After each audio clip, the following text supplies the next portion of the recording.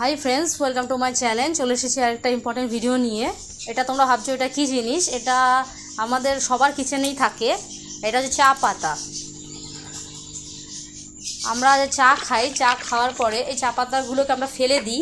এইগুলোকে ফেলে না দিয়ে এগুলোকে যদি এটা স্টোর করে রাখি, সেটাও কিন্তু গাছে খুব ভালো সার।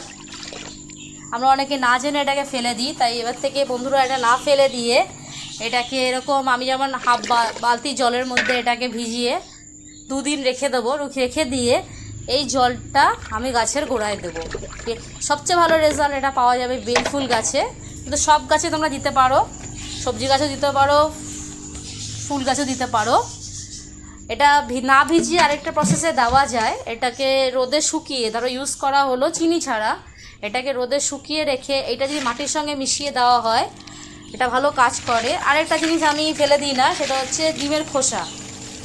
তোমরা যারা আমরা ডিমের খোসা প্রায় ফেলে দিই অনেকে, কিন্তু ডিমের খোসা খুব ভালো গাছের খাবার একটা। ডিমের খোসা দেখবে তোমরা পাটুলিতে যাও বা যে কোনো ইয়েতে যাও, ডিমের খোসা কিনতে পাওয়া যায়।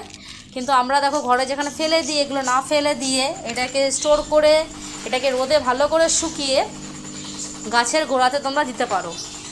আর দেখো কিচেনে ওয়েস্ট কলার খোসা আছে, শুকিয়ে গেছে, এটাকেও আমি ভেজাবো না আজকে, এটা আমি ডাইরেক্ট মাটির মধ্যে দিয়ে দেবো, দিয়ে মাটি ঢেকে রেখে দেবো, এটা সার তৈরি হবে।